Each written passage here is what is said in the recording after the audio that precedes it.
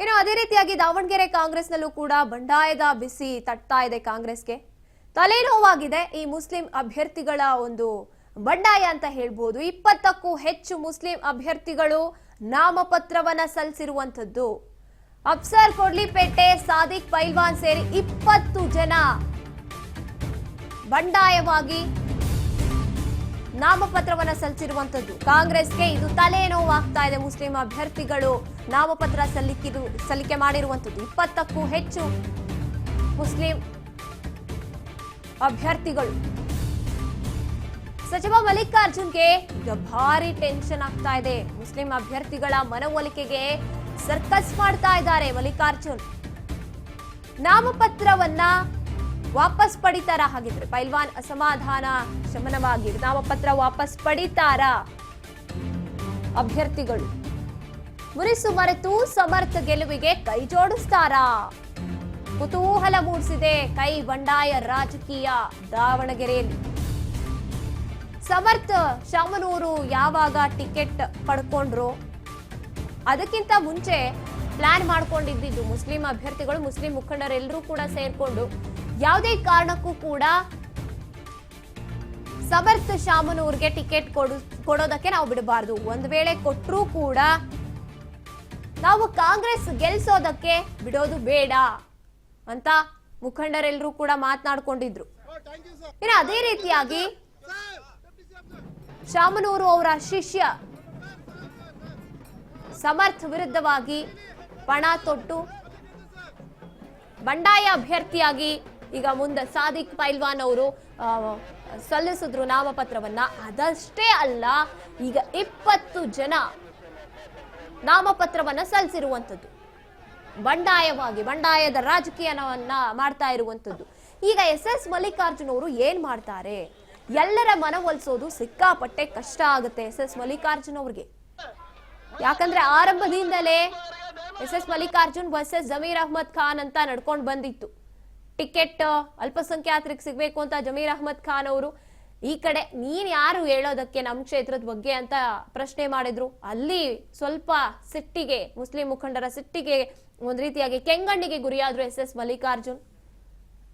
ಆದ್ರೂ ಕೂಡ ಒಂದ್ ಕಡೆ ಸುಮ್ನೆ ಆದ್ರು, ನೋಡೋಣ ಟಿಕೆಟ್ ಘೋಷಣೆ ಆಗ್ಲಿ ಆಮೇಲೆ ನಮ್ಮ ನಿರ್ಧಾರವನ್ನ ತಗೊಳ್ಳೋಣ ಅಂತ. ಎಸ್ಎನ್ಎ ಬಗ್ಗೆ ಹೆಚ್ಚಿನ ಮಾಹಿತಿಯನ್ನು ನಮ್ಮ ಪ್ರತಿನಿಧಿ ಬಸವರಾಜ್ ನೀಡ್ತಾರೆ. ಬಸವರಾಜ್, ದಾವಣಗೆರೆಯಲ್ಲಿ ಇನ್ನೂ ಕೂಡ ಗೊಂದಲದಲ್ಲೇ ಇದೆ. ಕಾಂಗ್ರೆಸ್ನಲ್ಲಿ ಗೆಲುವಂತೂ ಒಂದ್ ರೀತಿಯಾಗಿ ಗೆಲುವಿಗೆ ಅಡೆತಡೆಯಾಗಿ 20 ಮುಸ್ಲಿಂ ಮುಖಂಡರು ಅಭ್ಯರ್ಥಿಗಳಾಗಿ ನಾಮಪತ್ರ ಸಲ್ಲಿಸಿರುವಂತದ್ದು ಎಲ್ಲಿ ಹೋಗಿ ನಿಲ್ಲುತ್ತೆ ಇದು ಅಂತ? ಗಾಯತ್ರಿ, ಈಗಾಗಲೇ ದಾವಣಗೆರೆ ದಕ್ಷಿಣ ವಿಧಾನಸಭಾ ಕ್ಷೇತ್ರದಲ್ಲಿ ಏನು ಉಪಚುನಾವಣೆ ನಡೀತಾ ಇದೆ, ಈ ಒಂದು ಉಪಚುನಾವಣೆ ಎಲ್ಲೋ ಒಂದ್ ಕಡೆ ಕಾಂಗ್ರೆಸ್ ಪಕ್ಷದ ನಾಯಕರಿಗೆ ದೊಡ್ಡ ಮಟ್ಟಿಗೆ ತಲೆನೋವಾಗಿ ಕೂಡ ಪರಿಣಮಿಸಿರ್ತಕ್ಕಂಥದ್ದು. ಪ್ರಮುಖವಾಗಿ ಅಲ್ಲಿ ಮುಸ್ಲಿಂ ಸಮುದಾಯ ಮತ್ತೆ ಶಾಮನೂರು ಶಿವಶಂಕರಪ್ಪನವರ ಕುಟುಂಬದ ನಡುವೆ ಕೂಡ ಕೆಲವೊಂದಿಷ್ಟು ವಾಕ್ಸಮರ ಕೂಡ ಸೃಷ್ಟಿ ಆದಂತಿತ್ತು. ಟಿಕೆಟ್ ಫೈನಲ್ ಮಾಡುವಂತ ಹಂತದಲ್ಲಿ ಸಾಕಷ್ಟು ಶತಾಯಗತ ಪ್ರಯತ್ನ ಮಾಡಿ ಕೊನೆಗೂ ಶಾಮನೂರು ಶಿವಶಂಕರಪ್ಪನವರ ಕುಟುಂಬಕ್ಕೆ ಕೂಡ ಟಿಕೆಟ್ ಅನ್ನು ನೀಡಿರ್ತಕ್ಕಂಥದ್ದು. ಅವರ ಮೊಮ್ಮನಾಗಿರ್ತಕ್ಕಂಥ ಸಮರ್ಥ ಅವರಿಗೆ ಕೂಡ ಟಿಕೆಟ್ ಅನ್ನ ಕೊಟ್ಟಿರ್ತಕ್ಕಂಥದ್ದು. ಆದ್ರೆ ಅಲ್ಲಿ ಮುಸ್ಲಿಂ ಅಭ್ಯರ್ಥಿಗಳು ಬಂಡಾಯವಾಗಿ ಕೂಡ ಈಗ ನಾಮಪತ್ರಕ್ಕೂ ಕೂಡ ಸಲ್ಲಿಕೆ ಮಾಡಿರ್ತಕ್ಕಂಥದ್ದು. ಪ್ರಮುಖವಾಗಿ ಶಾಮನೂರು ಶಿವಶಂಕರಪ್ಪನವರ ಶಿಷ್ಯ ಆಗಿರ್ತಕ್ಕಂತಹ ಸಾದಿಕ್ ಪೈಲ್ವಾನ್ ಅವರು ಕೂಡ ಬಂಡಾಯ ಅಭ್ಯರ್ಥಿಯಾಗಿ ಕೂಡ ಕಣಕ್ಕಿಳಿದಿರ್ತಕ್ಕಂಥದ್ದು ದೊಡ್ಡ ಮಟ್ಟಿಗೆ ಕಾಂಗ್ರೆಸ್ ಪಕ್ಷದ ನಾಯಕರಿಗೆ ನುಂಗಲಾರದ ತುತ್ತಾಗಿರ್ತಕ್ಕಂಥದ್ದು. ಹಾಗಾಗಿ ಅದನ್ನ ಯಾವ ರೀತಿ ಪೈಲ್ವಾನ್ ಅವ್ರನ್ನು ಕೂಡ ವಾಪಸ್ ನಾಮಪತ್ರ ವಾಪಸ್ ಪಡೆದುಕೊಳ್ಬೇಕು ಅನ್ನುವಂತ ನಿಟ್ಟಿನಲ್ಲಿ ಅವ್ರದೇ ಆಗಿರ್ತಕ್ಕಂಥ ತಂತ್ರಕ್ಕೆ ರೂಪಿಸ್ತಾ ಇದ್ದಾರೆ.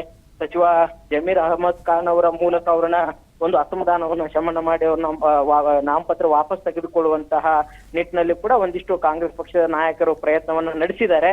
ಆದ್ರೆ ಇದುವರೆಗೂ ಕೂಡ ಅದು ಸಾಧ್ಯ ಆಗಿಲ್ಲ. ಸಚಿವ ಜಮೀರ್ ಅಹಮದ್ ಖಾನ್ ಅವರು ಕೂಡ ನಾಮಪತ್ರ ಸಲ್ಲಿಕೆ ವೇಳೆ ಭಾಗಿಯಾಗಿಲ್ಲ. ಆದ್ರೆ ಅವ್ರು ಅಲ್ಲಿ ಹೋಗ್ತೇನೆ ಅನ್ನುವಂತ ಮಾತನ್ನು ಕೂಡ ಜಮೀರ್ ಅಹಮದ್ ಖಾನ್ ಅವರು ಹೇಳಿರ್ತಕ್ಕಂಥದ್ದು. ಹಾಗಾಗಿ ಅಲ್ಲಿ ದಾವಣಗೆರೆಗೆ ಹೋದಂತ ಸಂದರ್ಭದಲ್ಲಿ ಅವ್ರನ್ನ ವಿಶ್ವಾಸಕ್ಕೆ ತೆಗೆದುಕೊಂಡು ಅವ್ರನ್ನ ನಾಮಪತ್ರ ವಾಪಸ್ ತೆಗೆದುಕೊಳ್ತಾರ ಅಥವಾ ಎಲ್ಲೋ ಒಂದ್ ಕಡೆ ಮತ್ತೆ ಏನು ಮುಸ್ಲಿಂ ಸಮುದಾಯದ ಜನರಿಂದ ಆಕ್ರೋಶ ಕೂಡ ವ್ಯಕ್ತವಂತ ಸಂದರ್ಭದಲ್ಲಿ ಅದು ಕಾಂಗ್ರೆಸ್ ಪಕ್ಷದ ಅಭ್ಯರ್ಥಿಗೆ ಹೊಡೆತ ಬೀಳುವಂತ ಸಾಧ್ಯತೆ ಇದೆ. ಹಾಗಾಗಿ ಅದನ್ನ ದೊಡ್ಡ ಮಟ್ಟಿಗೆ ಸವಾಲಾಗಿ ಕೂಡ ಕಾಂಗ್ರೆಸ್ ಪಕ್ಷ ನಾಯಕರು ಪರಿಗಣಿಸಿದ್ದಾರೆ. ಅದನ್ನ ಯಾವ ರೀತಿಯಾಗಿ ಮುಸ್ಲಿಂ ಸಮುದಾಯದ ಮುಖಂಡರನ್ನ ವಿಶ್ವಾಸಕ್ಕೆ ತೆಗೆದುಕೊಳ್ತಾರೆ ಅನ್ನುವಂಥದ್ದು ಪ್ರಶ್ನೆಗೆ ಎಡೆ ಮಾಡಿಕೊಡ್ತಾ ಇದೆ ಗಾಯತ್ರಿ. ಹಾಗೇನೆ ಕಾಂಗ್ರೆಸ್ ಅಭ್ಯರ್ಥಿಯಾಗಿ ಸಮರ್ಥನ ಆಯ್ಕೆ ಮಾಡಿದ್ದಾಗ್ಲೇನೆ ಸಾದಿಕ್ ಅವರು ಮುಂದಾಗಿದ್ರು ನಾಮಪತ್ರ ಸಲ್ಲಿಸೋದಕ್ಕೆ. ಅವ್ರು ಒಂದ್ ಮಾತು ಹೇಳ್ತಾರೆ, ಕಾಂಗ್ರೆಸ್ಗೆ ಒಂದ್ ತಕ್ಕ ಪಾಠವನ್ನ ಕಳ್ಸೋಣ ಅಂತ. ಈಗ ಒಬ್ರಿದ್ದವ್ರು 20 ಜನ ಆಗಿರುವಂತದ್ದು, ಕಾಂಗ್ರೆಸ್ ಗೆಲ್ಲೋದು ಕಷ್ಟ ಅನ್ಸುತ್ತೆ ಅಲ್ವಾ? ಗಾಯತ್ರಿ, ಆ ಒಂದು ಏನು ದಾವಣಗೆರೆ ದಕ್ಷಿಣ ವಿಧಾನಸಭಾ ಕ್ಷೇತ್ರದಲ್ಲಿ ಒಂದು ಮೈನಾರಿಟಿ ವೋಟ್ ಕೂಡ ಸಾಕಷ್ಟು ಪ್ರಮುಖವಾಗಿರ್ತಕ್ಕಂಥ ನಿರ್ಣಾಯಕ ಮತಗಳು. ಹಾಗಾಗಿ ಅಲ್ಲಿ ಖಂಡಿತವಾಗ್ಲೂ ಕೂಡ ಒಂದ್ ಕಡೆ ಅದು ಎಲ್ಲೊಂದ್ ಕಡೆ ಈಗ ಸಾದಿಕ್ ಪೈಲ್ವಾನ್ ಅವರು ಕೂಡ ನಾನು ಯಾವುದೇ ಕಾರಣಕ್ಕೂ ಕೂಡ ನಾಮಪತ್ರ ವಾಪಸ್ ತೆಗೆದುಕೊಳ್ಳೋದಿಲ್ಲ, ನಾನು ಬಂಡಾಯ ಅಭ್ಯರ್ಥಿಯಾಗಿ ನಿಲ್ತೇನೆ ಅನ್ನುವಂತ ನಿಟ್ಟಿನಲ್ಲಿ ಕೂಡ ಅವ್ರು ಹೇಳಿದ್ದಾರೆ. ಹಾಗಾಗಿ ಅವ್ರನ್ನು ಕೂಡ ಮನವೊಲಿಸುವಂತಹ ಪ್ರಯತ್ನ ನಡೀತಾ ಇದೆ. ಅದು ಸಕ್ಸಸ್ ಆದ್ರೆ ಅದು ಸಮರ್ಥ ಅವರಿಗೆ ಪ್ಲಸ್ ಪಾಯಿಂಟ್ ಆಗುತ್ತೆ. ಒಂದ್ ವೇಳೆ ಏನಾದ್ರೂ ಒಂದ್ ಕಡೆ ಒಂದು ಮುಸ್ಲಿಂ ಸಮುದಾಯವನ್ನು ವಿಶ್ವಾಸಕ್ಕೆ ತೆಗೆದುಕೊಳ್ಳುವಂತ ನಿಟ್ಟಿನಲ್ಲಿ ಮತ್ತು ವಾಪಸ್ ನಾಮಪತ್ರ ಹಿಂಪಡೆಯುವಂತ ನಿಟ್ಟಿನಲ್ಲಿ ಮುಂದಾಗ್ಲಿಲ್ಲ ಅಂತಂದ್ರೆ ದೊಡ್ಡ ಮಟ್ಟಿಗೆ ಹೊಡೆತ ಬೀಳುವಂತ ಸಾಧ್ಯತೆ ಕೂಡ ಇರುವಂತದ್ದು. ಹಾಗಾಗಿ ಅದರ ಭಾಗವಾಗಿ ಸಾಕಷ್ಟು ಈಗ ಸಚಿವ ಜಮೀರ್ ಅಹಮದ್ ಖಾನ್ ಅವರಾಗಿರ್ಬೋದು, ತನ್ವೀರ್ ಸೇಠ್ ಆಗಿರ್ಬೋದು, ರಿಜ್ವಾನ್ ಅರ್ಷದ್ ಆಗಿರ್ಬೋದು, ಮುಸ್ಲಿಂ ಸಮುದಾಯದ ಏನೆಲ್ಲ ಪ್ರಮುಖ ಒಂದು ಕಾಂಗ್ರೆಸ್ ಪಕ್ಷದಲ್ಲಿ ನಾಯಕರಿದ್ದಾರೆ ಅವರ ಮುಖಾಂತರ ಅವ್ರನ್ನ ವಿಶ್ವಾಸಕ್ಕೆ ತೆಗೆದುಕೊಳ್ಳುವಂತ ಪ್ರಯತ್ನವನ್ನ ಈಗ ಕಾಂಗ್ರೆಸ್ ಪಕ್ಷ ಮಾಡ್ತಾ ಇದೆ. ಹಾಗಾಗಿ ಅದನ್ನ ಎಷ್ಟರ ಮಟ್ಟಿಗೆ ಅವರು ಅದನ್ನ ನಿಭಾಯಿಸ್ತಾರೆ ಅನ್ನುವಂಥದ್ದು ಕಾದಷ್ಟೇ ನೋಡಬೇಕಾಗಿದೆ ಗಾಯತ್ರಿ. ಎಸ್, ಧನ್ಯವಾದ ಬಸವರಾಜ್ ನಿಮ್ಮೆಲ್ಲ ಮಾಹಿತಿಗಾಗಿ.